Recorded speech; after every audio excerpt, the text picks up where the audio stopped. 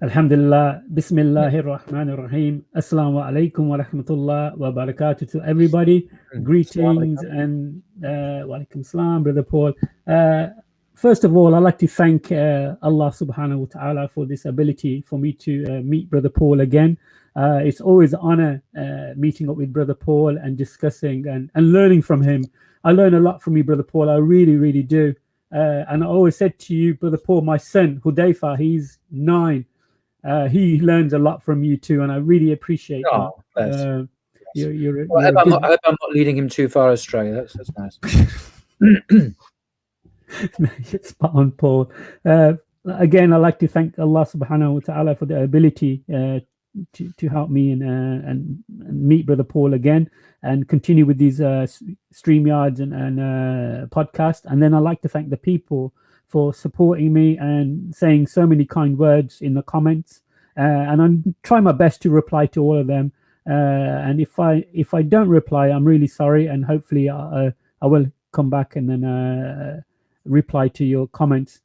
So, Brother Paul, tell us what you've been up to recently. I've seen the recent video you've put up regarding the Pope and homosexuality. Tell us about that. Oh, yeah. Nothing like a bit of sex scandal, is there? I was quite shocked as I say in the video I put up today. So Wednesday's blogging theology video. They come out Monday, Wednesday, and Friday. That's the plan, anyway.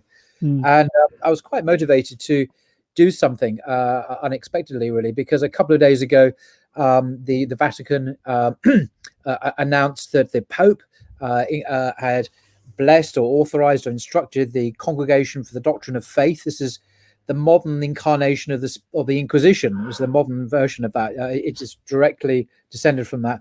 But they regulate doctrine in the Catholic Church, and the Pope had blessed or endorsed, I should say, a statement about, well, in response to a question that had been asked concerning the Church's attitude towards blessings of same-sex unions. And this is something some churches, for example, in Germany, in Austria, and a few other places, had started to do semi-officially.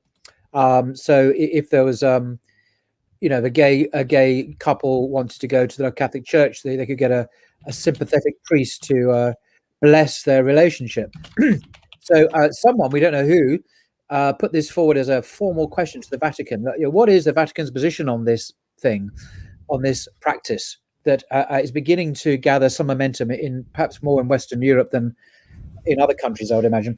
So the Congregation of the Doctrine of the Faith, this very senior body in the church, made a statement, a ruling, if you like, an argument saying basically, no, the church has no authority to in any way overrule God's design in nature, God's design for for marriage, for man and woman. In the Catholic understanding, marriage is about the unitive and the procreative aspects. So the unitive, which is the complementarity between a male and a female, and the procreative is obviously having children. So, but both of those have to be present for a marriage to be within God's, expressing God's design, God's creative intention for our species.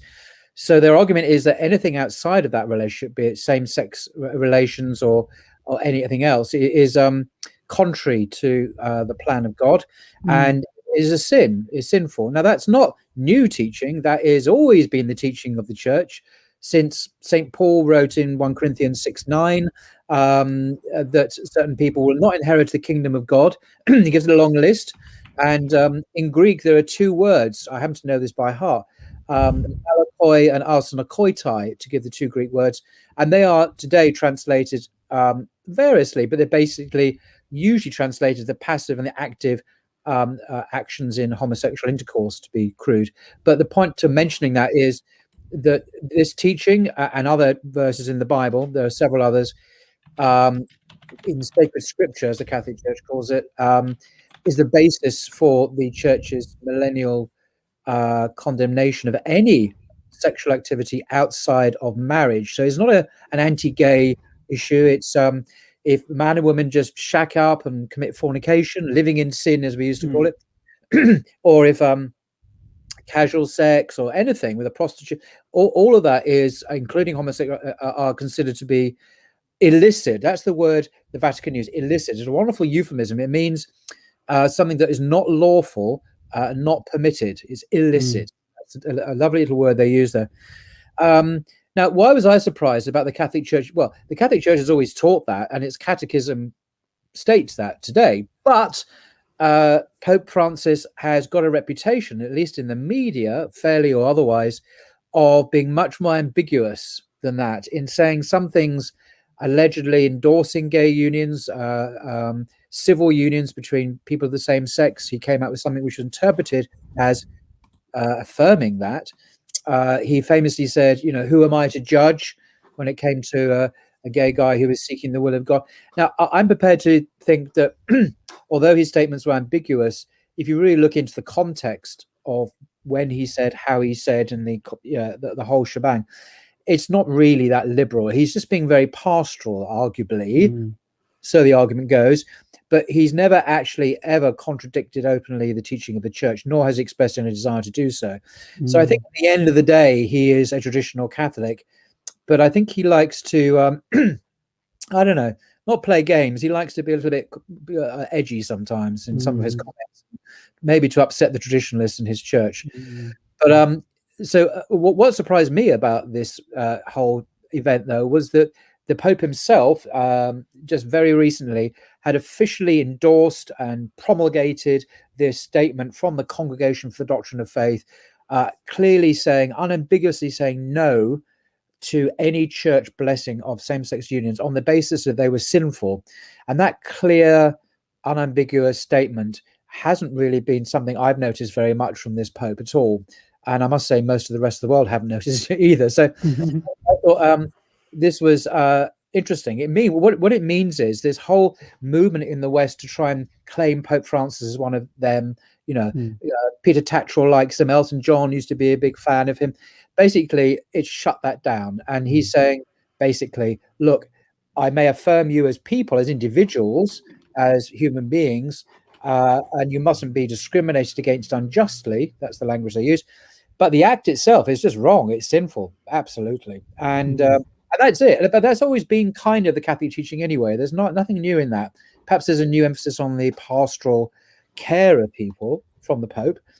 But the moral equation has absolutely unchanged. And this is a real blow to liberals in the church and a great boost to Catholic traditionalists, particularly in the United States, who are jumping up and down about this issue all the time for some reason. Interesting. Yeah, I did watch it. I think I watched it last night. Yeah, guys, if you haven't seen Brother Paul's YouTube channel, it's called Blogging Theology. Excellent content. I've got the name of the word now. I've got the name of the word I was going to use. Content. Yeah. That was very kind of you. Thank you. Excellent content on there, guys. You got to check out his YouTube channel called Blogging Theology. Awesome. I learn a lot from it, Paul. I really do. So recently you had a discussion. I wouldn't say a debate, but you had a nice discussion with Professor John Dominic Crossan. He's actually a very high learned individual. If you read his history about where he's learned and how many languages and how much he's a serious, very high, a very major scholar in the field indeed.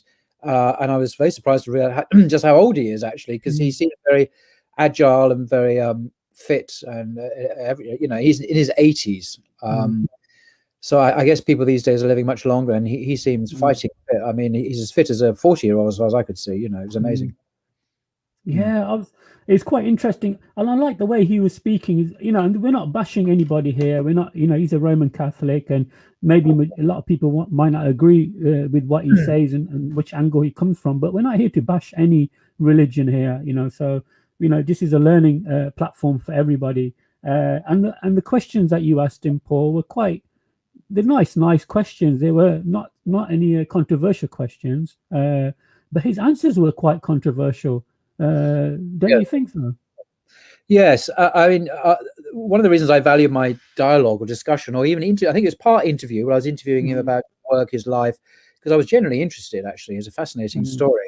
But also there was some discussion and a little bit of debate about some of the issues that came up. But as you say, he is a very distinguished scholar. He was co-chair of the Jesus Seminar, which was a very high-profile group of academics who had an unusual way of promoting their findings in the media, and they were quite successful in doing that. But they were very skeptical in terms of the authenticity of a lot of the gospel material. They thought it was these people still think it's mostly inauthentic, unhistorical, particularly John's gospel, which is the most juicy of the four, I think, when it comes to these exalted claims put on the lips of Jesus. I am the way, the truth, and the life, and before Abraham was I am. All these statements are considered not to be historical by the Jesus Seminar, and indeed that's probably true of virtual scholars outside of the Jesus Seminar.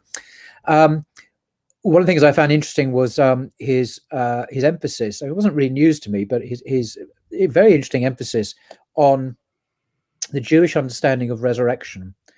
In the West, we've got so used to the idea of a single resurrection in history, that of Jesus of Nazareth, who, Christian story goes, died on the cross and rose again from the dead on the third day. There's a resurrection of Jesus.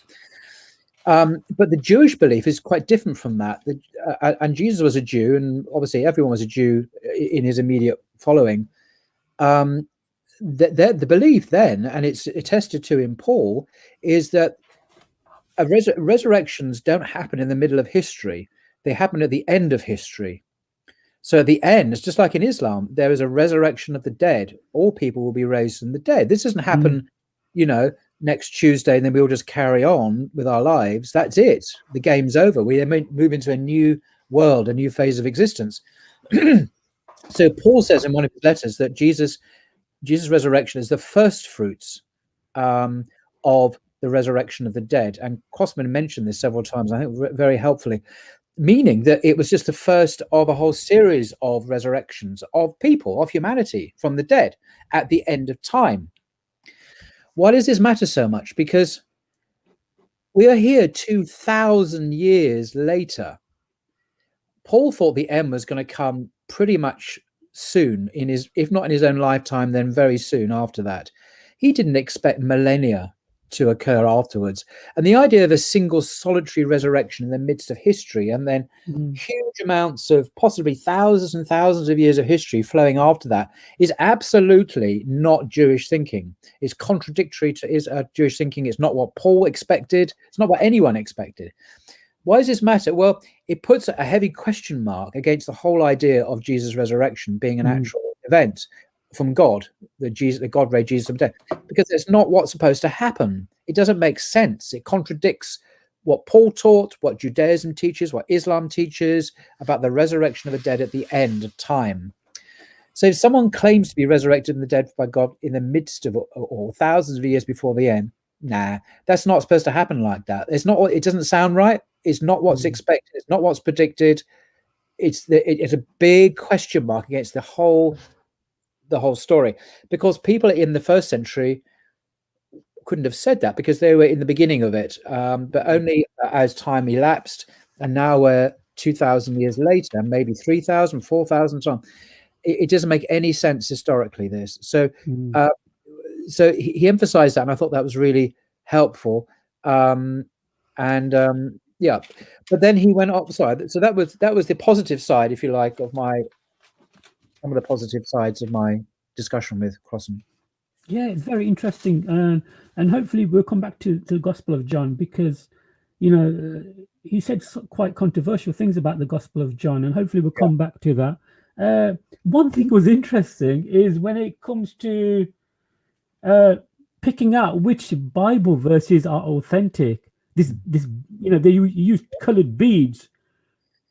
Yes, I was shocked by that, and I was like, a lot of people are shocked by that. It seems a very kind of commercialized, kind of almost crude way of doing it. But he explained, and I didn't know this. This was done very much with an eye to the media and catching the media's attention, and bringing people into the ivory tower world of scholarship to get a real sense of getting interested in that. So I think the mechanism was somewhat crude, and even people have made fun of it, actually, because a majority vote with color beads is not really, doesn't sound very academic. It sounds a bit, well, it sounds not academic, but the intent behind it was quite serious. Yeah.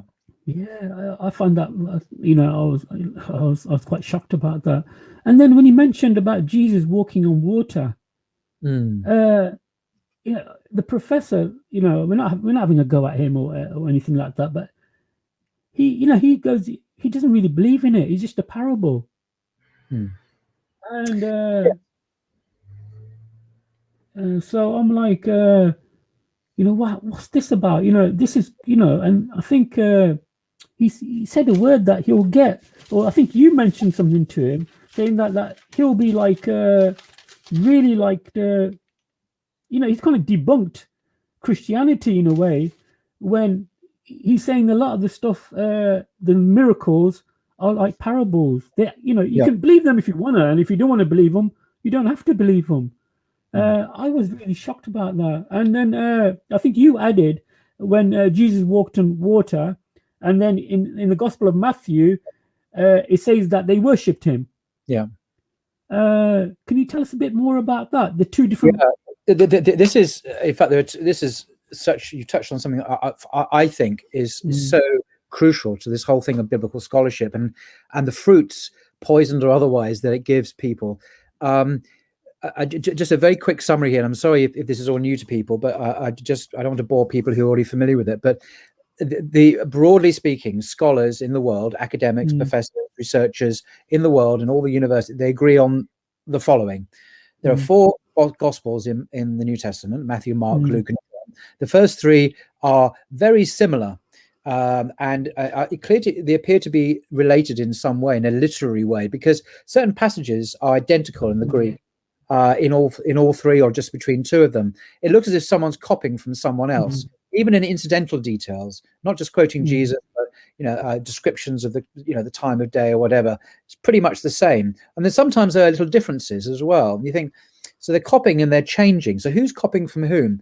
So the conclusion is that Mark is the earliest gospel. Matthew and Luke copied Mark, used Mark, edited it, changed it, corrected it, added their own material, and also used another source called Quell, or Q, in is a German for source, in writing their own gospels. This is Matthew and Luke. Now, that's all standard, but there's more to it than this. And this is where, for me, it gets really interesting, because if you look, for example, at how Matthew has changed Mark in very interesting and subtle ways, it tells us a lot about how the understanding about Jesus changed and developed from an earlier understanding in Mark to a later one in Matthew, and also about the apostles as well, how they're portrayed. Let me give you an example. This example that you've mentioned is a good one, but there's another one I want to give as well, which I think is even more startling. Okay, in Mark's gospel, there's a story of Jesus walking on water, as we know. So Jesus is out for a stroll one day, as Dominic Crossan put it. It's very funny, as if Jesus was out for his early morning walk on the water, as you do. Anyway, so the apostles were in the boat fishing, and as they did, and they saw this figure. So, oh my God, it's Jesus! And Jesus, you know, don't be afraid. And this short story ends with Mark saying they didn't understand and their hearts were hardened. And this is a story of unbelief. And you get this over and over again in Mark's gospel, where people just don't get Jesus, particularly his disciples. They're just basically dumb. They just don't get it. And that's Mark for you, a pretty negative portrayal of Jesus' disciples. Right, so then we move to Matthew.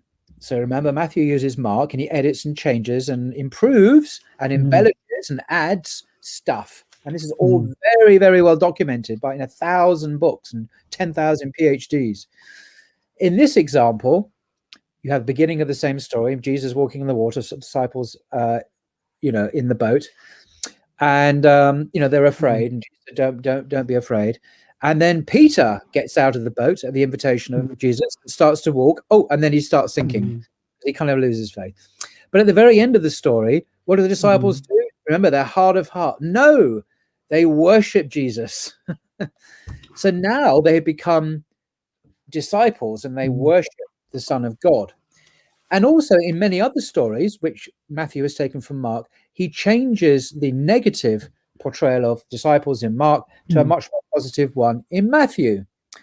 And he has other interesting details. For example, in Mark, Peter asked Jesus, who do you say? No, Jesus asked Peter, who do you say that I am? Peter says, you are the Messiah. Good answer. In Matthew's version, the later one, Peter says, you are the Messiah, the Son of the living God, without the, the Son of God. So, wow, he's now the Son of God as well. He wasn't like that in the original. Interesting.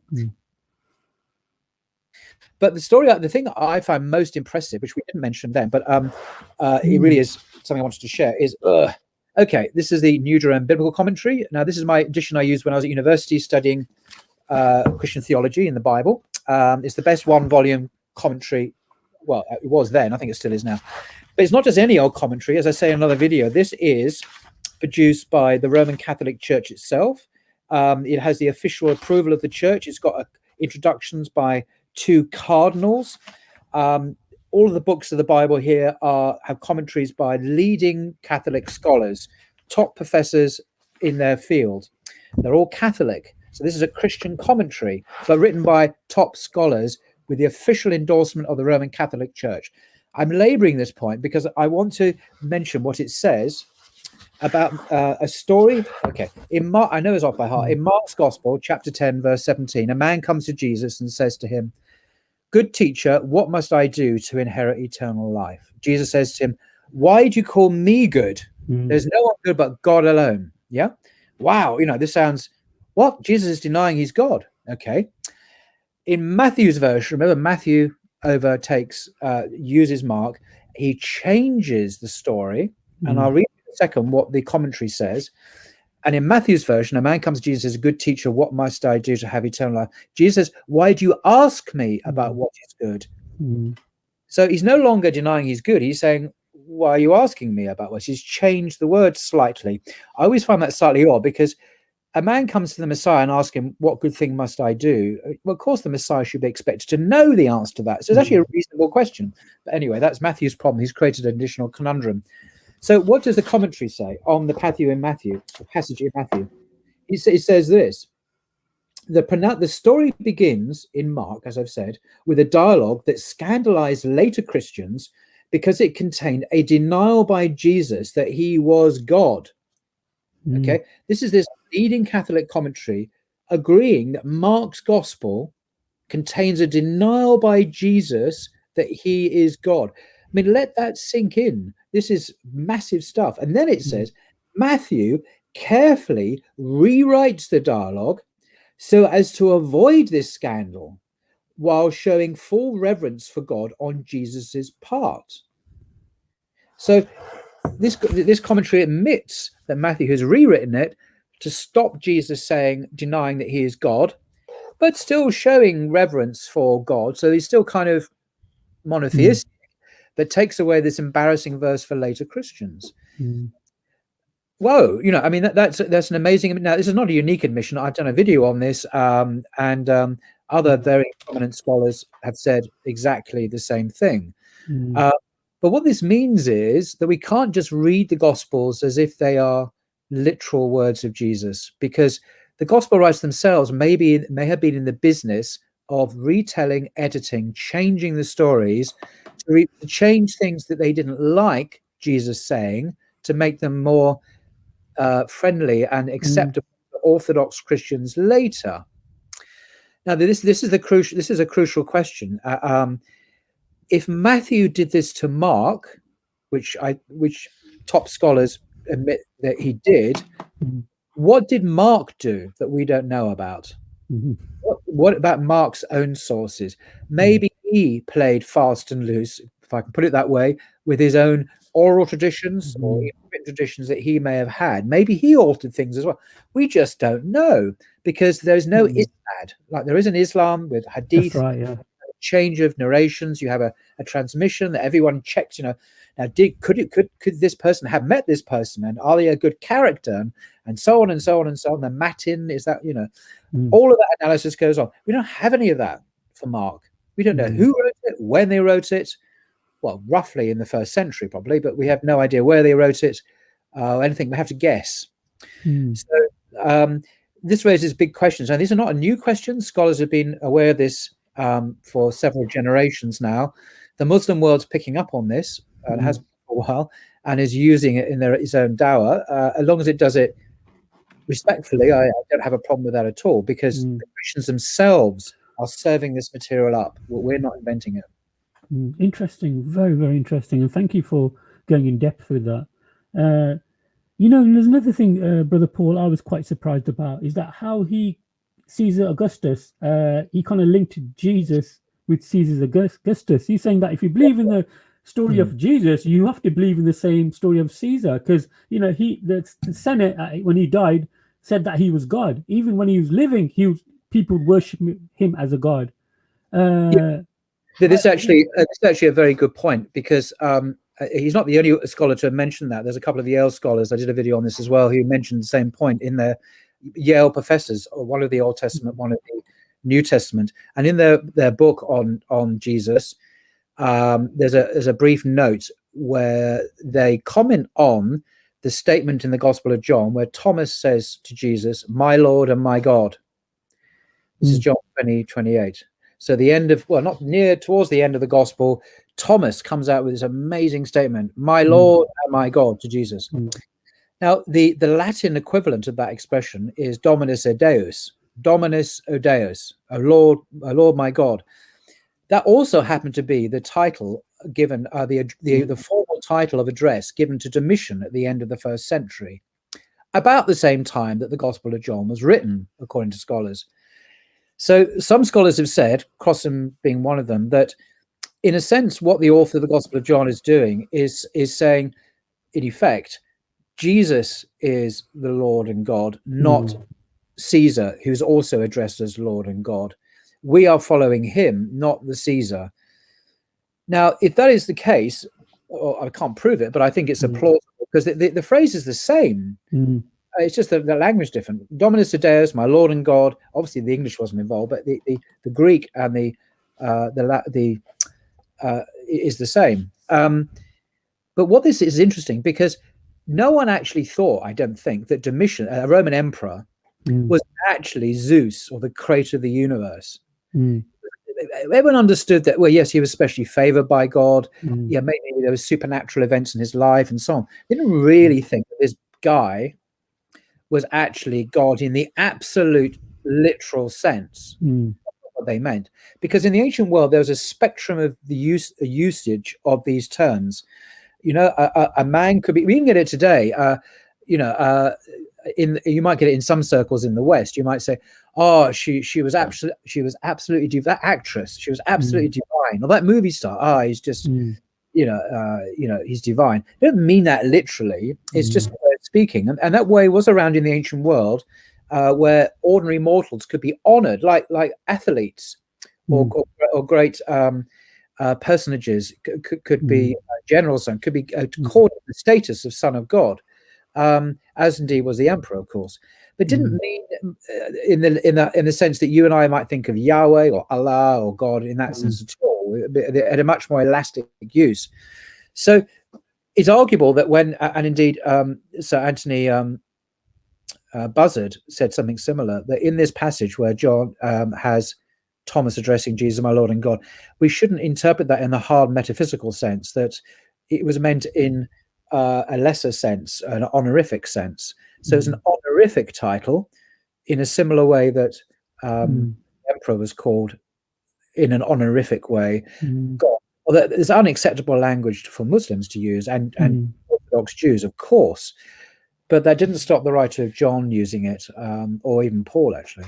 Yeah, it's really interesting. I was reading up about Caesar Augustus himself. When he reigned for 45 years, the people said that was a golden age for the Romans.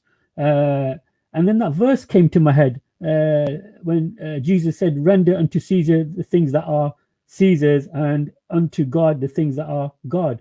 And the word render is provide, give, service, and help. So that can be, picked and choose how you want to play, because Caesar was quite brutal, wasn't he? He was a dictator. They all were. They were all Roman emperors. I mean, yeah, they had to be. The real polity in the ancient world, you couldn't pussyfoot you around. Yeah. If you weren't eaten up, you were. I mean, you didn't eat up other people; they would eat you up. I mean, there was no international law then we were supposed to abide by. Not that people do, of course. If you're the West, you find ways around it. So that verse, I don't know where it's the reference for it when Jesus said, "Render unto Caesar the things that are for Caesar, and unto God the things that are." Yeah, that's in Matthew's Gospel. It may be in there as well. Yeah, that's quite interesting. It's quite interesting. It's quite enigmatic, that statement, but yeah, carry on. Yeah. No, sorry. No, go ahead, Paul. I interrupted. Go ahead. It's quite enigmatic because it can be interpreted in different ways. Is he saying?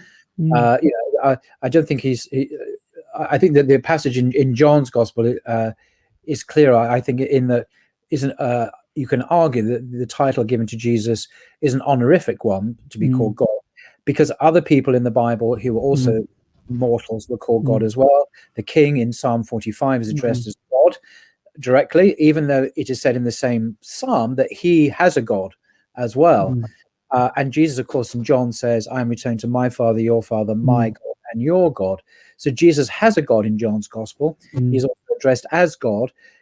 Interestingly, that's what happens in Psalm 45 as well. No one thinks the king of Israel was God, and that's not what was meant. Again, perhaps influenced by Egyptian language, whether the king, the pharaoh, was divine. Maybe in the ancient Middle East, the ideas were more commonly used. But today they're restricted just to the creator, for Jews and Muslims. Interesting. Paul, I don't know if you can see this question here. I'll put it on the screen. I don't know if you can see it. Here we go. Yeah. Yeah, it's a good question, actually. This is why I was probing Crossan a bit more, because in my view, having spoken to him and trying to elicit where he's really coming from, and I don't mean to disrespect, I'm not disrespecting, I'm just being honest about his theology. I think he is an atheist. He calls himself a Christian, but I think he is an atheist. I think he himself, for him, his God, or his significant source of life and meaning is what he calls evolution, which I thought was a slightly strange word to use, because evolution doesn't explain the universe. Evolution is normally reserved to Darwinian evolution, the development of species on Earth. The laws of physics didn't evolve; they just they came into being with the Big Bang. So I don't think he even. So the way he speaks about miracles, I asked him specifically about God's action in the world, and he ruled out any action by God, because there is no God in the sense. Because I asked him, do you believe in a mind-independent intelligence, mind behind the universe? And I think the answer to that was no.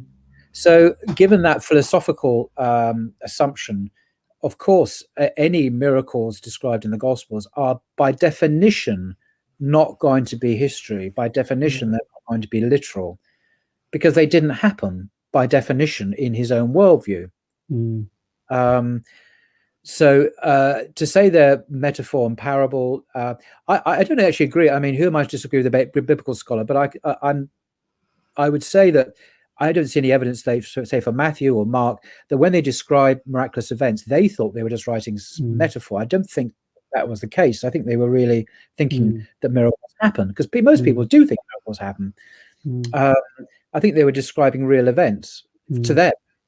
But for Crossan, of course, it's an impossibility. Miracles don't happen. Now, that's a judgment not based on being a biblical scholar. That's his own philosophical conclusion, and I don't accept that conclusion. I think that science discloses a universe increasingly of extraordinary complexity and design, particularly at the molecular level in biology. We look at the extraordinary molecular machines that we can see now that operate within cells, human cells, for example. You can see this on YouTube. I've seen it produced by mainstream scientific institutions. Extraordinary, exquisite and complex engineering that we see at a molecular level that goes on routinely in millions of operations, billions of operations every second in our bodies to repair, to create, creating proteins and so most extraordinary. Now, I can. I mean, and then I go and hear Darwin's theory of evolution about the survival of the fittest. Excuse me. This is not a sufficient explanation. We need more than that to account for these extraordinary pieces of engineering. Machines. By the way, the term biological machines is not mine. That's the language that biologists use. Now, a machine, in my mind, is something that is created by a conscious being to do certain tasks. Machines just don't fall out of the sky. They are designed to carry out tasks.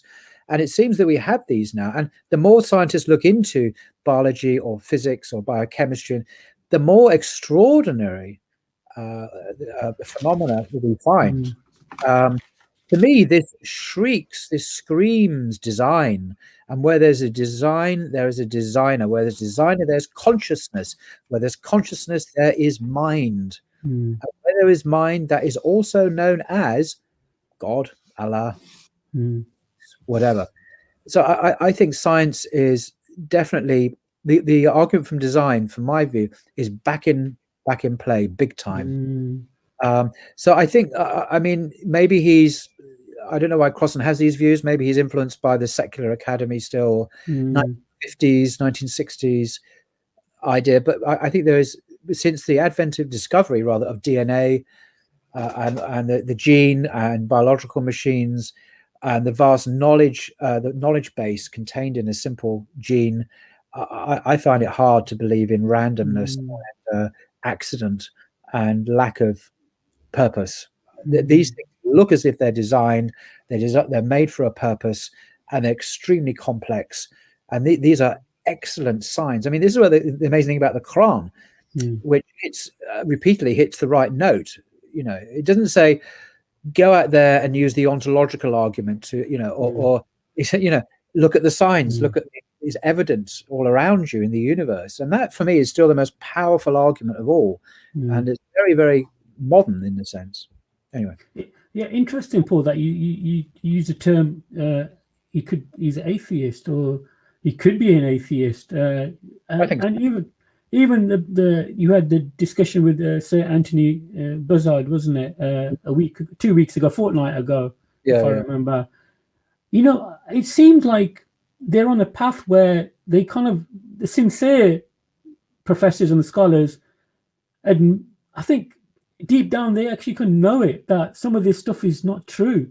They're not reliable. And like Bart Ehrman, Professor Bart Ehrman, I think he totally said it. He said, I don't believe it anymore because I don't think it's true. How can we rely on it? Do you think that these two individuals are heading in the same direction, but keeping it?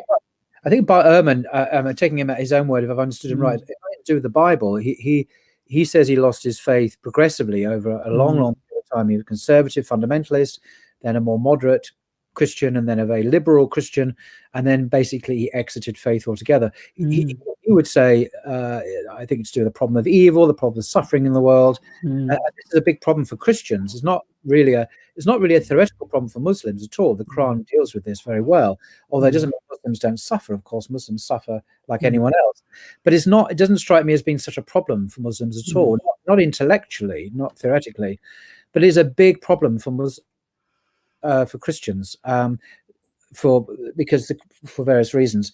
But I think Buzzard has always been a Unitarian, and I get the impression he has a very strong faith. And I think I would think in many ways, yes, I would say that in many ways Anthony Buzzard is a fundamentalist Christian. His understanding, apart from the issue of Christology, where he's definitely not orthodox, on everything else, he's a typical conservative evangelical guy. The way he speaks about Paul, his preference for Paul, in my view, over Jesus, he gives priority to Paul over Jesus. Yeah, I did hear that. Yeah, is absolutely typically evangelical. So I think he's actually basically a very typical evangelical Christian, with the exception of his views on Jesus. But on everything else, he believes in the Bible, inerrancy, and everything. So I don't see any slippage to anything there. Yeah, he lives in Georgia. I mean, I've been to Georgia. This is the South. You know, you don't bump into many liberals there, unless you've got to have them for breakfast. So yeah, you mentioned Sir Anthony Buzzard. He's a Unitarian, so he believes in the oneness of God. Yeah. It's So the same belief as Muslims and mm. as far as I can see. So Exactly. do you think that to him, in a sincere way, makes more sense than Trinity, just accepting one God than being three in one? Do you think that's why he's still holding on to his faith? Does that make sense, that question? I don't know why he's a Unitarian. I don't Mm. know the reason why he is a Unitarian and most Christians are not. You'd have to go into ask him that. I don't know why. But I don't think that it's a stepping stone to anything else. I think he's been like that for decades. Okay. He's been writing. He's in his 80s, and he's been for years and years saying this. I don't get the sense he's on any path. I mean, he's in his 80s. You know, Interesting. Change. Interesting. Thank you, Paul. Really appreciate that. Another thing that he mentioned regarding miracles, he goes in 24 minutes going inside the clip that your discussion with him. The professor said after about 24 minutes, miracles. The problem with miracles is that you can take them or you can leave them. Is this a metaphor? You know, you don't have to take them. And I was like, well, okay, you know, so for Christians hearing that, they must be thinking, especially Roman Catholics, if they're hearing that, they must be shocked, thinking, is he really?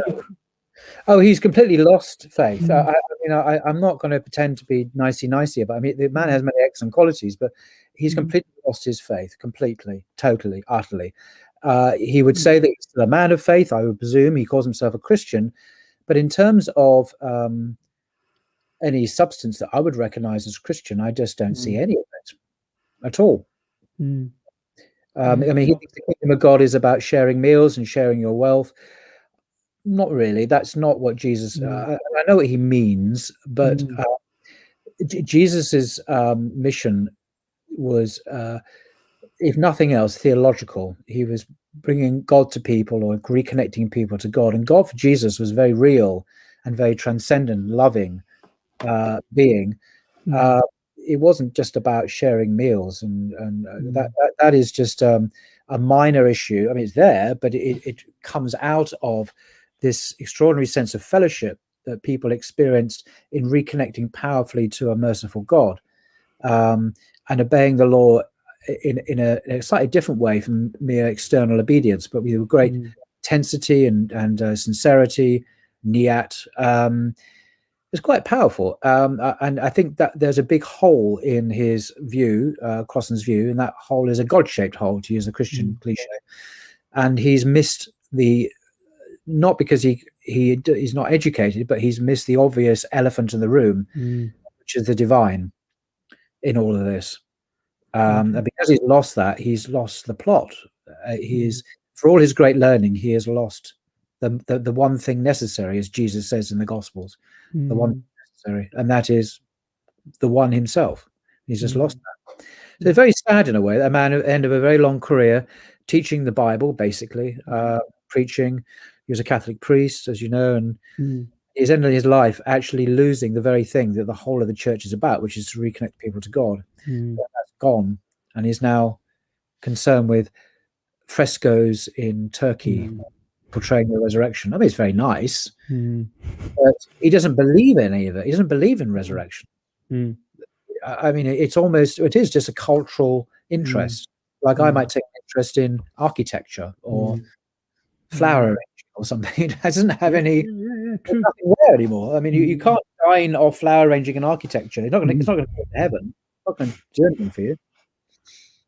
Anyway, I don't know if you like this, but I'm because I like him. But and he's my senior and everything else. But nevertheless, that is my honest response to what he said, and I found it quite shocking, actually.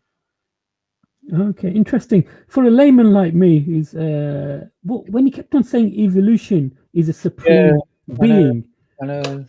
For a layman like me and maybe a few of us watching, can you just explain what he means by that? I was trying to find out myself. I mean, it's an unusual use of language. I mean, I don't know atheists who say, you know, my God is evolution. I mean, it's an unusual. And as I said, evolution in normal discourse when it refers to science, refers to the evolution of species on Earth. It doesn't refer to the universe. The universe didn't evolve in that sense through survival of the fittest and competition. the laws of physics didn't come out of some kind of Darwinian struggle, as far as we know. They were just there right from the point of singularity to the Big Bang, and then suddenly we had this exquisitely fine-tuned and carefully balanced universe. That's not evolution. That's not a things didn't evolve. They well, you know the story of the Big Bang. I thought it was a strange use of the term and profoundly unilluminating as to what he meant. But what it did suggest powerfully to me was a materialist worldview, that we were dealing with bottom-up explanations. By it's like he does with the Gospels. It's a wonderful lecture he gave on the historical Jesus, which I watched over an hour, and he starts from anthropology. Now, this is about the Gospels, how to understand and interpret the Gospel. He starts from anthropology, and then he goes to archaeology and culture. But yeah, that's fine. But hang on, Jesus reaching God. I mean, again, the elephant in the room is missing. Scrabbling around in archaeology, and there's very little of it, actually. There's no archaeology about Jesus at all from Jesus' lifetime. I mean, by him, or you don't know where Jesus' house was, or anything like that. So it seems strangely reductionist and almost Marxist in the sense, Marxists like to do materialist economic and social analyses of historical processes. So they'll go down and look at the means of production and the social forces at work. It kind of reminded me of a Marxist analysis of Jesus, of the history of the Gospels, and which is slightly peculiar when you're dealing with theology, ultimately, a man who claimed to be sent by God to preach about judgment and God's mercy and heaven and hell and all the things that Prophet Muhammad did as well. And all that was just missing. It was strange. Interesting, really, really interesting. There's a statement on the screen here, which I think this statement's quite spot on. That's the way I was thinking. I don't know if you can see it. Yeah. Okay, he's still searching for solution and tried to answer in the 4th century and came to his own answer. That's why. That's good. That's a good way of thinking, and I felt like that, to be honest. I think he was struggling, to be honest. Question. There's a question here, Paul, on a funny side. Paul, are you wealthy? Well, you and I, living in England at this time, are wealthy compared to many people in the world, comparatively speaking. Yes, but I live in London, and compared to certain areas around here, I'm not wealthy. So it's all relative to. You can look down, you can look up. So compared to I look down, yes, I am. I look up, no, I'm not. Excellent, Paul. Thank you. Thank you. Another thing that you brought up, and I think you brought up also regarding the 40 people who were sick and they went to get healing and they weren't cured. But even though they weren't cured, when they came back, they still felt better. Yes, I thought it was actually a brilliant example. It's Lourdes. I mean, I say I'm not wealthy, but I do actually have a house in the south of France, which I own, and it's actually two. And it's not far from Lourdes, so I mentioned that. So I have been there out of curiosity because I can just drive down the road. I mean, millions of sick people, disabled, elderly, cripples, you name it. They go there every year. It's the biggest magnet in the whole of biggest pilgrimage site in the whole of France. France is a big place, and people from all over the world, from Ireland particularly, and England here, go there. And so what obviously he was a priest, and he went there with 40 people who were sick, and they're welcome there, all hoping to be cured, and they all came back, and none of them were cured, of course. But they didn't lose their faith, but they were renewed, refreshed, whatever. And he was remarking how extraordinary that was. There were no dashed expectations, it seems. They carried on believing despite the absence of any cure, and that being the reason they went, I suppose. So it is an amazing place. I've been there several times. Just from a human point of view, it's quite extraordinary. If you're allergic to Mary worship, don't go there, and because you'll come out in a rash or something, or go with a headache, because there's a lot of that going on. It's quite interesting because I think either you or the professor said that you've got to be full in faith So your faith has to be really strong for some of these cures and healings to work. Did you get that a little bit? Well, I think you said that. Yeah, I did. No, he said that. Mm. He said because he's in Ireland. He was told, you've got really, and there's some. You get that theme in from televangelists in the States. You've got to really, really believe and have faith that God will provide you and make you wealthy and heal you and all that. And if you don't get healed, you don't get wealthy. The implication is it's your fault for lacking faith or having sin in your life or not believing. This is the game that's played. Yeah. Interesting, really interesting. Okay, another thing which is quite controversial, when he said, where am I? When Jesus rose from the dead, he is not a concept where he raises. He never rose up by himself. Other individuals are rose up with him. And I think you added regarding the saints walking through the city and so forth. Yeah, that's what I call really interesting. It was the zombie apocalypse, as it's rudely known. Yeah, Matthew 27. There's a story that when Jesus died, and he says some fascinating things about that, which I won't labor. You can watch the video. But basically, when Jesus died, it has such a big impact seemingly on the created order, on the dead, that the tombs broke open. They came out of their tombs, walked around, and went home for tea. Well, I don't know about the tea bit, but seriously, that's what happened, apart from the tea. Now, what's extraordinary, those two verses that allude to that, if this public event really occurred in Jerusalem during the daytime and lots of dead people came back to life and went home to their families, you'd think it would leave some trace on the historical record in Mark, in Luke, in John, in Acts, in Cephas, in any other source in history, and yet no one knows anything about this. And this event would be much more significant than the resurrection of Jesus, because as far as I'm aware, only disciples saw the resurrected Jesus, and even then they didn't know what they were looking at. It's you, is it? Whereas this is a case of people going home and going to public appearance. This is a huge public event which the general public would have seen, and yet no one mentions this apart from two verses in Matthew. So the view is, not only does it look like a legend, it lacks any kind of credibility, even if it happened, because no one else records this, which is much more significant than the resurrection of Jesus in terms of its public presence. So the idea is then that Jesus' death, being the first fruits of the resurrection, as Paul calls it, triggered other, a local rising of the dead when Jesus died on the cross. And this is in some sense a foretaste of the general resurrection. But again, the point is, as I mentioned, we're here thousands of years later, and we're still waiting, and it's supposed to happen in the first century. Soon, it's coming soon, it's going to happen soon. Other New Testament writers are constantly emphasizing the nearness of the end. John has that all over the place. But what does this mean if we're still sitting here thousands of years later? Clearly, the expectation was frustrated. It was disproved by the course of history itself.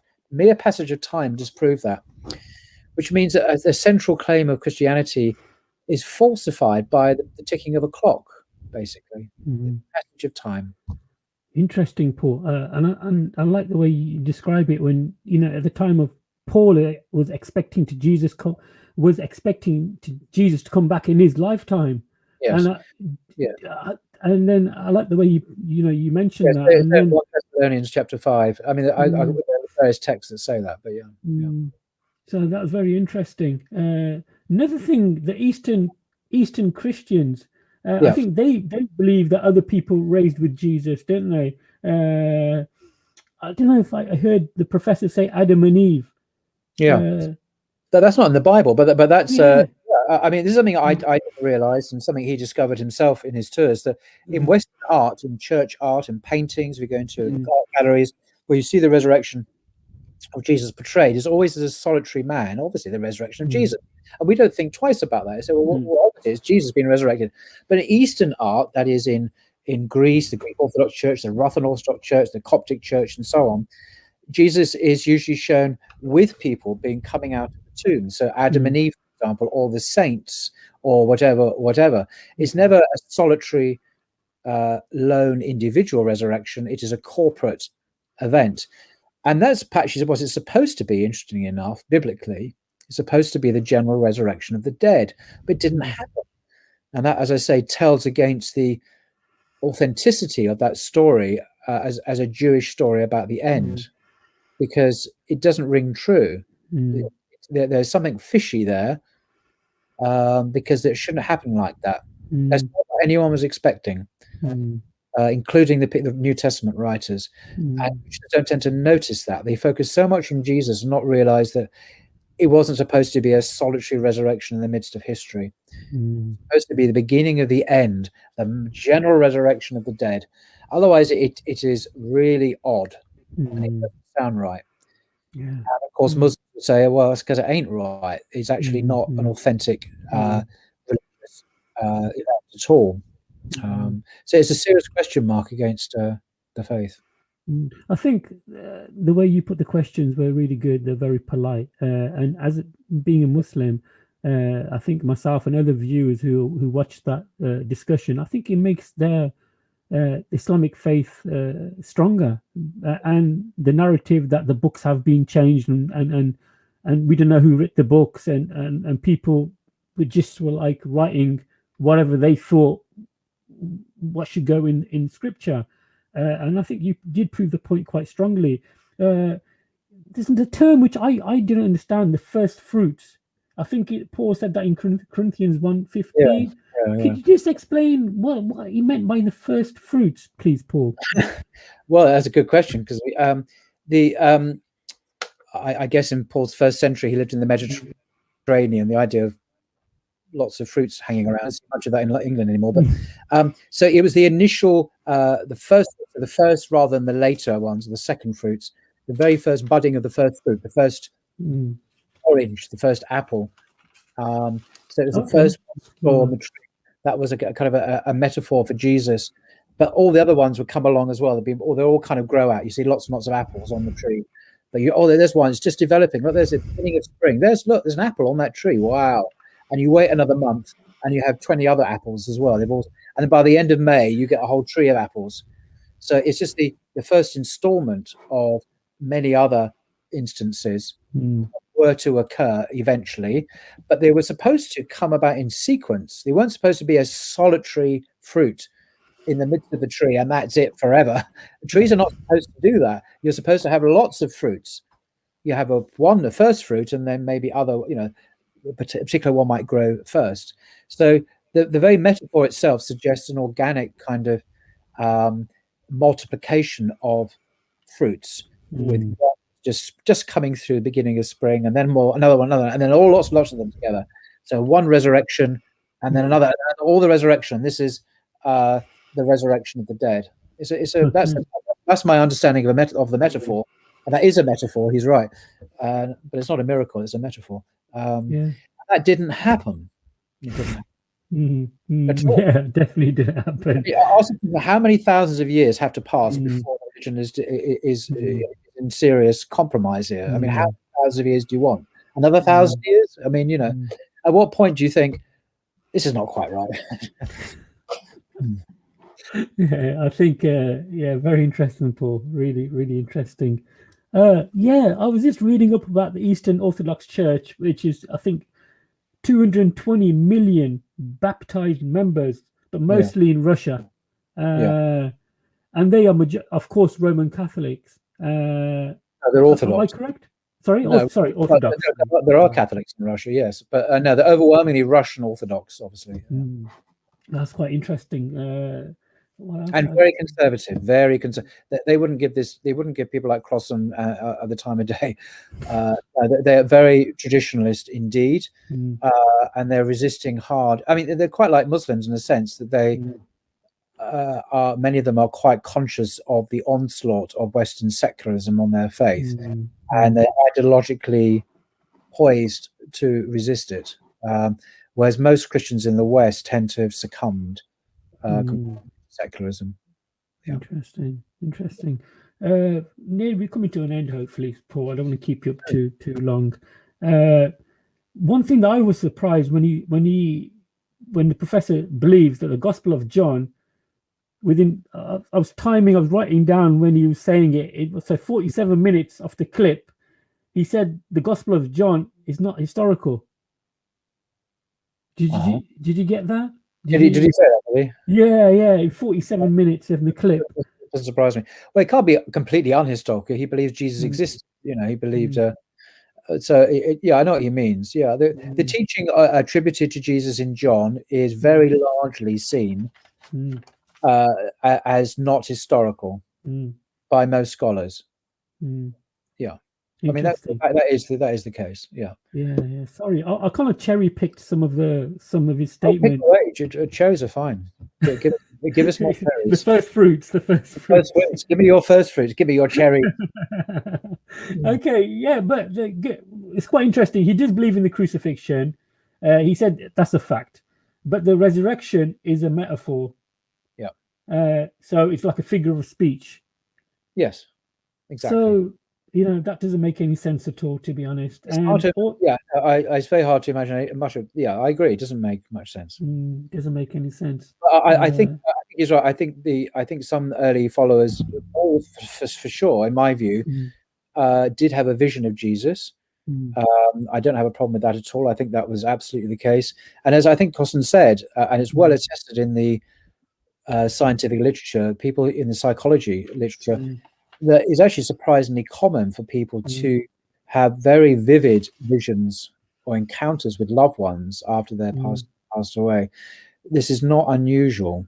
So I'm quite prepared to believe that some of Jesus' early followers did have profound visions of a man to whom, to them, meant absolutely everything. He wasn't just hopefully another guy. We'll get to there, Paul. Don't worry, I've got on my little page here. We're getting slowly through it.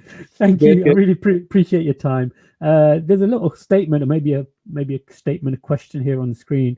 Do you think he could have created a new Christianity branch with his new views? What, Crossan? Presumably. Yeah, I think that's what they're trying to say. Yeah. Sorry, there you go. This is what Dominic Crossan, you mean, John? Because Paul certainly created a new Christian branch with it. He definitely did. Definitely did. I mean, Crossan's views are were very common in academia, in Christian academic circles, in universities in the West. Very common, particularly in the 1970s, 1980s, places at Oxford and Cambridge. People like Morris Wiles and John Robinson. These names may not mean anything, but they're very distinguished academics and Anglican clergymen as well, who were basically Unitarian, or some of them even like Don Cupid at Cambridge University, very famously, was basically an atheist. He's founded this Sea of Faith movement, which was campaigning for and articulating a non-realist understanding of God, which is that they'll use the language of God, but by which they do not mean what traditional believers mean by God. It's the embodiment of our hopes and dreams and ideals, but we can't take that as a literal description of an intelligence beyond us or something like that. So this was quite common, particularly in the 70s and 80s, and I think that's the generation that Crossan is really coming from, actually. Excellent, Paul. I think this question's. I wanted to ask you this question, and I think this is probably possible in the future. Is there a Bar Ehrman podcast possible, Paul? Do you think? Well, I mean, I believe in miracles, so I'm not. I'm not like Crossan, who's saying these things are not possible. I believe in miracles, so yeah, it's possible. Yeah, hopefully, I think, Paul, I think you're up there, to be honest. I think you're doing fantastic. And don't say the parrot phrase. You're not a parrot, okay? What about a budgerigar? Is that no, to be fair, about the Bar Ehrman thing, I must come clean on this.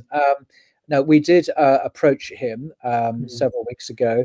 What was interesting, and I was certainly not going to mention names, one or two people who we've approached, let's say we, is a friend of mine, Hamza, who you'll know from Speaker's Corner. He won't mind me saying this at all. He lives now in Jeddah in Saudi Arabia. A lovely guy. He's brought up in England. I mean, you wouldn't know he's not an Arab, but he's living in Saudi, teaching English. And there are lots of YouTube videos of him at Speakers. So he very kindly is approaching individuals to see if they would lower themselves to come on blogging theology, and one or two of them have been quite dismissive. But Bart Ehrman, who is by any estimate an incredibly distinguished historian and biblical scholar of the highest caliber, he said no, but he said it in a very gracious and a very human and a very a non-rejecting way, so no, he did it respectfully, and that was good. He didn't have to. He could have just said go away. So credit to him that I'm not saying he's not saying no forever. He's just said no, not at the moment. So it's a polite way of saying no, but who knows, in the future he may, we may, of course I'd love to, and I'd love to interview him. I'd love to ask him all sorts of questions, but he is very, very much in demand. I mean, he's a celebrity scholar, and there aren't many of those around. And all power to him. Yeah. Interesting. Before we get to this appearance narratives, when you mention, I think you mentioned when Mark created the narrative about the resurrection of Jesus just to the end the gospel. So he narrated this narrative just to end Mark's gospel of the resurrection. What's your point of what's your understanding of that? So that question makes sense. Sorry, Paul. No, there's no resurrection appearance in Mark. Resurrection of Jesus just at the end of the Mark. Okay, famous. Maybe there will be if you look in your modern Bibles, you'll see resurrection appearance written, but everyone knows, and indeed a good modern Bible will tell you, that these are second century compositions. They're not original to the gospel itself. They've just been added on just to end the story, because there's supposed to be a resurrection, and our earliest gospel doesn't have one, which is a bit naff, really. We've got to have a resurrection in there, guys. So they wrote one. We don't know who. We had about at least four different resurrection versions, which were added on to Mark's gospel. But I think he might have been Crossan might have been alluding to the empty tomb story. Yeah, that's correct. Yeah, Mark created the empty tomb story. I mean, that is pure speculation on Crossan's part. I'm not saying he's wrong, by the way. He may well be right, but we don't know that that's the case. We don't even know who the author of Mark's Gospel is. So to say that X did it, we don't know. But it's quite possible. Yeah, I mean, I'm not going to object to that. Interesting. Okay, we're going to get to the C.S. Lewis story. Tell us about that. Oh, that, my God, you remember that? Yes. Okay. This is relevant to the whole Jesus resurrection thing. Yeah. Okay. J.B. Phillips, you can Google his name, was a Cambridge academic, Church of England guy, minister, and famous Bible translator. He translated the New Testament. I have a copy of it here, from Greek into English. I think it was the 1950s, 1960s or something, 1970s. Very, very popular, very readable. It made a big splash. People thought, wow, what a wonderful translation of the New Testament. So he knew C.S. Lewis, the great Christian evangelist and author of the Narnia Chronicles and blah, blah, blah. And as we all know, sadly, C.S. Lewis died on the same day that JFK was shot in November 1963. So no one realized that Lewis had died, because everyone was so fixed on the fact that JFK had just been shot. And then you realize weeks afterwards, oh, he's dead as well. Anyway, so no, people did realize he died, but his death was overshadowed by the death of the United States president at exactly the same time. So in the weeks after, I forget how long after, but it was certainly some time after C.S. Lewis's death, J.B. Phillips was in his rooms at Cambridge University, and C.S. Lewis appeared in his study, sitting in a chair opposite him, in rude health, sitting there, and had a conversation with J.B. Phillips. C.S. Lewis, of course, was dead, by the way, and had been dead for some time. Now, J.B. Phillips wasn't mad, and he said it was totally real, and he just said, well, this happened, and, and what's interesting, if you look in the literature on this is actually not that uncommon. Now, was that a vision? I mean, for J.B. Phillips, that was a very flesh and blood encounter with a real human being who had died a long time ago. Not like who died before. I don't know what happened. I'm open, unlike Crossan, I'm open to any explanation that's true, whether it be supernatural supernatural or not. But what I find fascinating about this fairly common occurrence in the literature in the world today is how this relates to the appearances to Jesus, of Jesus, alleged appearances in the first century. If you have a very powerful, charismatic personality, C.S. Lewis was certainly that. He was famous in his own day. Jesus, far more so, arguably, in his own day. A lasting impression is left on people, and the rest, I don't know. So that's why I found that fascinating, because in a sense, J.B. Phillips, you could say, an experience of the resurrected C.S. Lewis. Interesting, because we're trying to link this with Paul, ain't we? When Paul is on the road to Damascus, and he's saying that he saw a vision of Jesus. So we're trying to link with that. Also, when Paul mentions, it's a narrative where he mentions the disciples and then some names, and then he goes, "He also appeared to me." I forgot the name. I forgot where that was written in the Bible. Oh yes, as Paul says that he says, including himself in this long list of appearances, he appeared to James and to the 500, Peter, and last of all, as if to one untimely born, he appeared to me. So although Paul appears to be very modest. Oh, he even appeared to me. He is claiming, though, to be in this category of apostles who actually experienced and saw the risen Jesus. So he's claiming a very exalted status for himself. But what I find interesting, and I'm not, of course, the first person that everyone's known before, but is that if Paul's encounter with the risen Jesus is correctly described as a vision, as Paul himself apparently called it in Acts 28 or 29, at the end of Acts, then that means, if it's the same resurrection appearance or appearances, that maybe all of them are visions. Because he's saying, he appeared to me too, as he did to Peter and James in the 500. But you've just said it was a vision. Not just said, but you reported to have called it a vision as well. So you have to ask, maybe they were all visions, because they're all of a type. It's all the resurrected Jesus, and they were, for one of them, they were just a vision. Just a vision. And then there's the other fascinating verse, which I didn't get around to talk about, but I wanted to. But I had a whole list of questions. I only asked 2 of them, but that's fine. At the end of Matthew's Gospel, a little verse, which for me I just find endlessly teasing. So in Matthew 28, it's talking about the resurrection of Jesus. It says, verse 16, "Now the 11 disciples went to Galilee, to the mountain to which Jesus had directed them. When they saw him, they worshipped him, but some doubted." Now, why would some of Jesus' disciples who'd witnessed the resurrection, apparently, doubt that he had risen from the dead? This is not before they saw him. Oh, I don't think he rose from the dead. This is after they saw him, allegedly.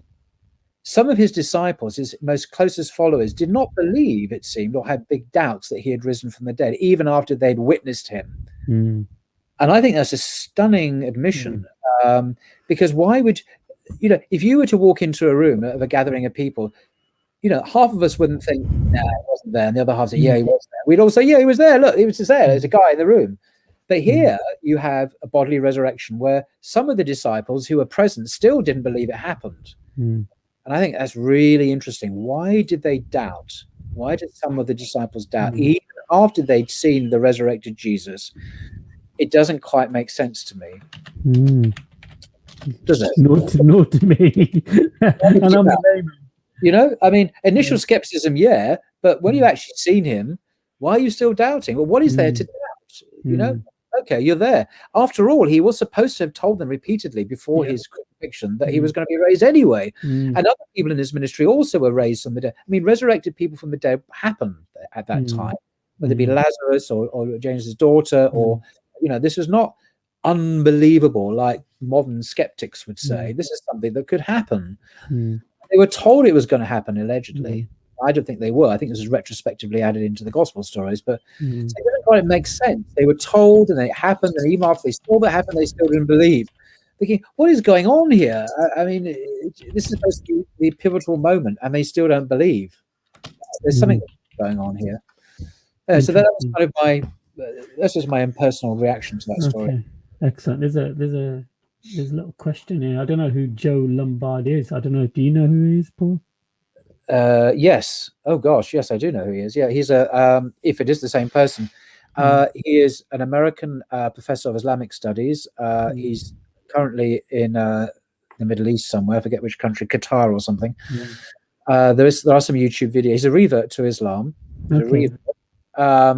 And he is. I can check. I'm just going to look in my study Quran, because Joseph E.B. Lombard is one of the contributors to the study of Quran. He is a distinguished scholar of the Quran, and he's a good communicator. Some good YouTube videos, and sadly, unfortunately, I think he's far less known than he should be in terms of the media. I think he should be have a much higher profile, because he has a lot to say. So, well, I'd love to. Lots of questions I want to ask him, but it's up to him. Okay, I don't know if this is a statement or a question. Okay, I don't know if you can see it on the screen. Most of the scholars that call the Gospels historical still take the crucifixion. Well, I'm not surprised at all. I mean, every scholar in the West will think that Jesus died. Why? Because men who lived in the first century are all dead. That's what happens to people. There are lots of sources that suggest that Jesus met an unfortunate end with the Romans, that he was crucified.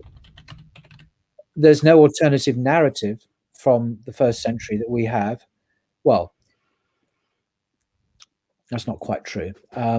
Okay, the Gospels are clear that Jesus was crucified. And so why would a historian doubt that? Contrary. Now, if there's an implicit kind of directive there to the Quran, I've done a video on this as well, because the Quran is equally clear that it was made to appear to them being crucified. So it's hardly surprising that a second generation text, which all the Gospels are, might well report that he was crucified. One would expect that, because the Quran says it's made to appear that he was crucified. So if he hadn't been said to have been crucified, I'd been surprised, because the Quran says that he was made to appear like that. But according to the majority reading of the Quran there, he wasn't actually crucified. God raised him up. So in a sense, do we trust what God has said? If you believe the Quran is the word of God, do you take God's word as having, well, I put it anyway, insider knowledge? We have second generation Christian texts. We have Paul's letters, and he never met Jesus. Or from a Muslim point of view, we have the Creator himself speaking in his own words about what really happened. And God, if these are God's word, would absolutely know without any doubt what really happened beyond the historical reconstructions of scholars thousands of years later. So it's a matter of faith at the end of the day. What stage do you call it? If this question was alluding to that. Interesting, Paul. Paul, it's always a pleasure to have you on. Guys, if there's any more questions or any things that you want to ask Brother Paul regarding the topic, please put it in the box below. Or if you want to come on, I'll put the link in the chat, and you can click and come on. Maybe if you want to ask a question, only based on the topic that we're talking about, of course. Yeah, that'd be nice. Yeah, I'm not very good at sports or economics, car mechanics, atomic particle physics. Realistic body. Okay, no problem. So, Paul, what other projects have you got coming up in the near future? Yeah, well, I was hoping to meet, have a Zoom conversation with Rabbi Tovey. I can't remember his surname. He's currently in Jerusalem this Sunday, but unfortunately my work commitments I can't get out of. I'm not going to be able to do that. That's been postponed to a later date. I really want to talk to him about Judaism. I've got a lot of questions about Judaism I want to ask. He's that famous YouTube guy as well. He's on lots of refutations of Christianity. A very nice guy, I think. So I'm very pleased and honored that he has agreed to appear. It was going to be Sunday, but it's not going to be now, unfortunately, because I can't really be free. Also, I'm equally very pleased indeed that Keith Ward who I did a video about recently. He Regis Professor of Divinity at Oxford. He has more PhDs than I've had hot dinners. He's written lots of books, and he is a formidable man. He's both a theologian and a philosopher, and has been a professor in both subjects. He's a Christian. He's an Anglican minister, and he is. I mean, he really does believe God exists, and he's written lots of books on the relationship between science and religion, which are just brilliant. I'd recommend Muslims read those. On Christianity, though, he is quite. He says he's orthodox, but he's actually very liberal. But he writes some very interesting things, and he's very honest when it comes to the history of the early church. And he said things which Muslims would love to hear, because music to Muslims' ears, put it that way. He doesn't intend it to be music to Muslims' ears, but it really is. He is, I'm very pleased to say, agreed to come along. I think that'd be in April.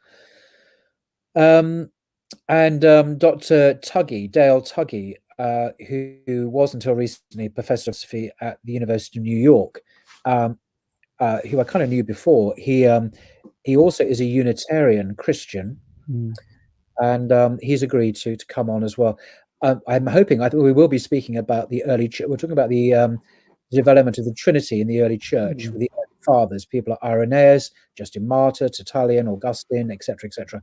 Because the Christians argue that the Trinity was the earliest belief, and the early fathers believed that, the early theologians and bishops. Tuggy says not so. He says these guys have been misunderstood. They were Unitarians.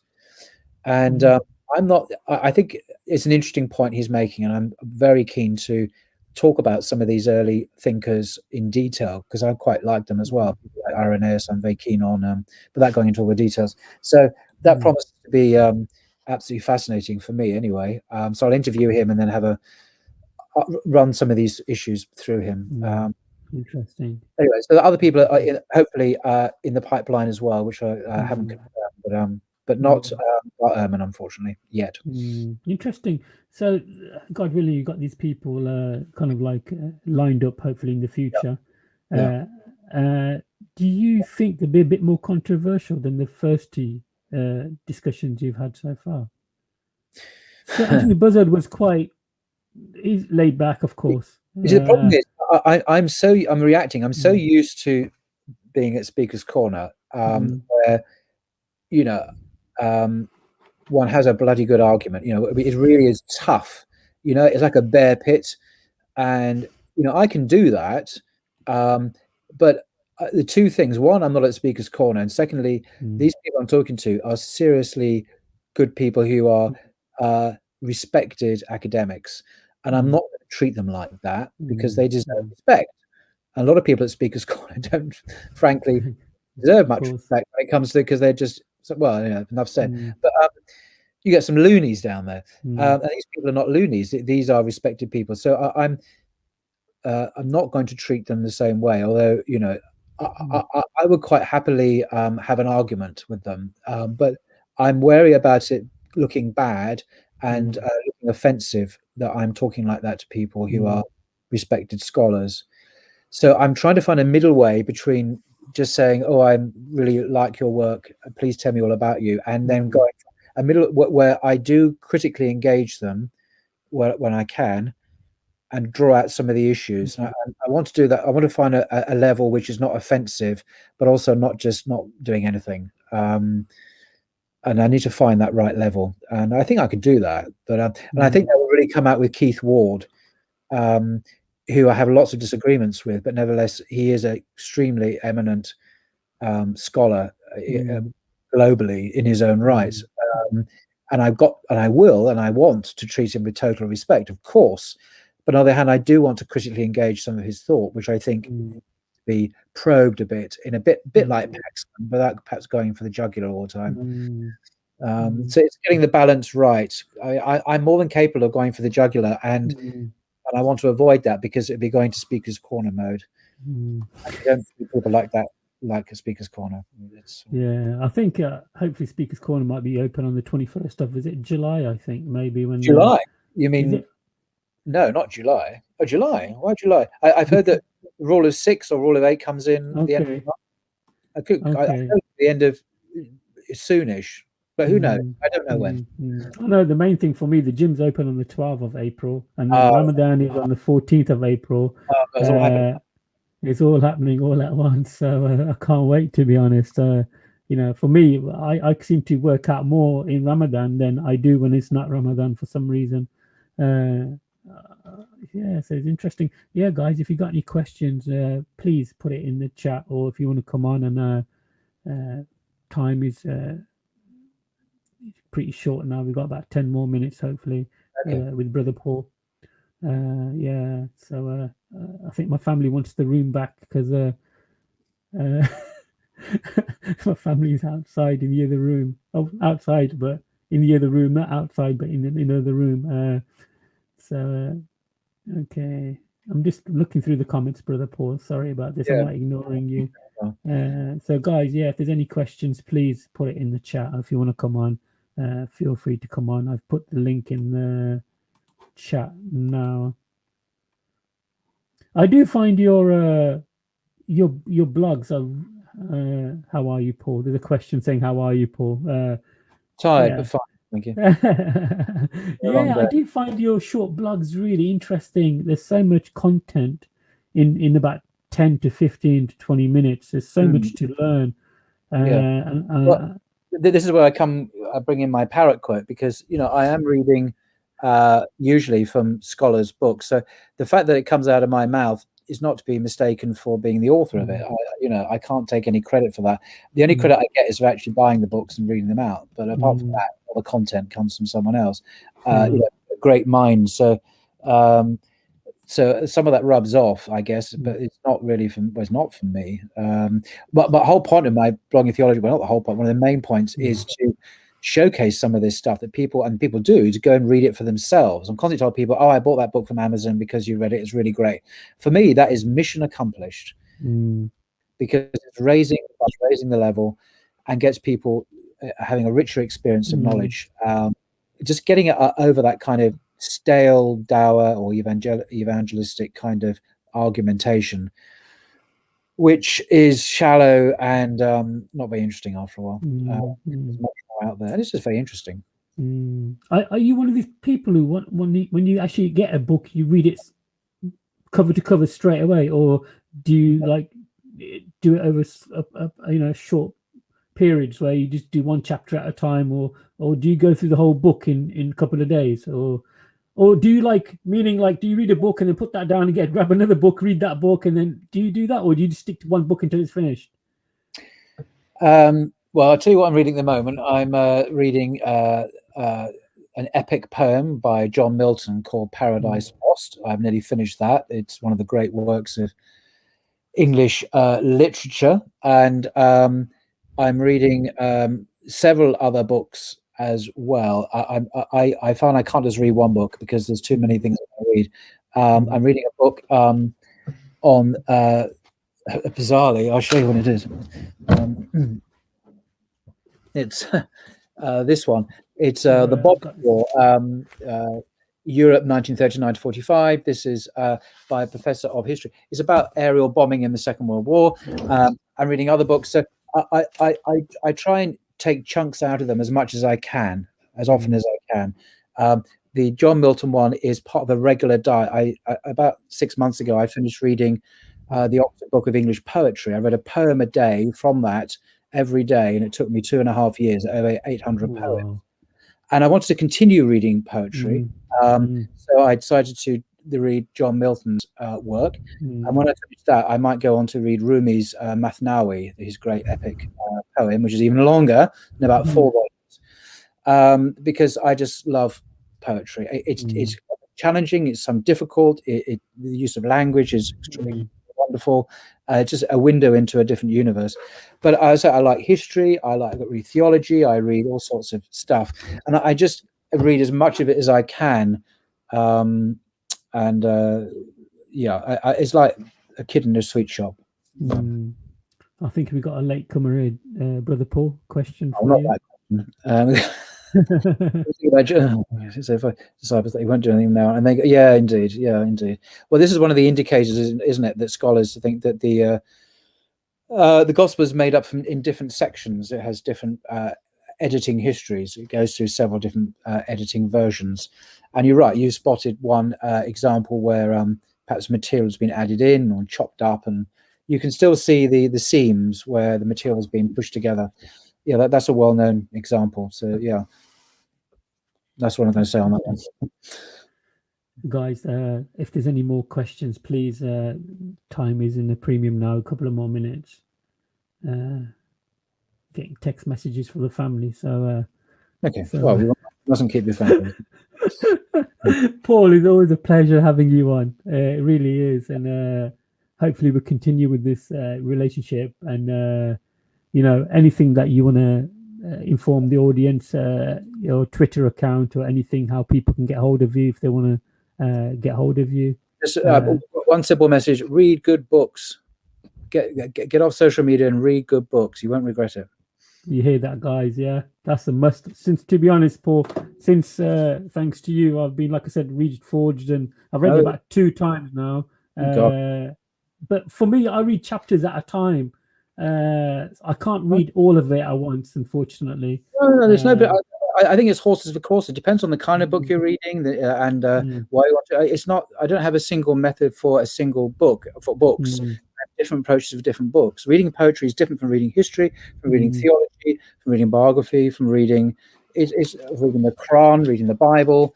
It's a different way of reading for the different genres. And there you go. Okay, guys. Any questions you got just based on the topic, guys? So if you want to ask Paul a private question, you can contact him directly. But when it comes to what we've been talking about, it's the questions based upon that. Paul, once again, finally, I'd like to thank you for your time. And thanks for having me on. No, anytime, Paul. Thank your family for. I'm sorry they've been inconvenienced so much by having me on. But I'm sure we'll meet up again on this forum. Yeah, absolutely, Paul. Yeah, keep in touch. If you need anything, like I always say to you, if you need anything from my channel, feel free to take anything you need. Well, I'll have your microphone. I'll have your headphones. That curtain's quite nice. I'll have that as well, please. Okay. No, I'm fine. Thank you very much. All right. I better go. See you next time. Thanks, everyone. Thank you, Paul. Bless you. Bye. Assalamu alaikum. Bye. Bye. Guys, I hope you enjoyed that. That was it's always excellent to have Brother Paul on the podcast. I learn a lot from him. I really do. And I hope everybody out there watching and who will watch this learns also from Brother Paul. Guys, please don't forget to hit the like button and the subscribe. I'm trying to get 10,000 subscribers by the end of March. So please help me achieve that. I'd like to thank Allah subhanahu wa ta'ala for everything. I'd like to thank the people for watching and staying on this podcast and enjoying the podcast. Thank you so much to everybody. I'd like to say Assalamu alaikum wa rahmatullah wa barakatuh.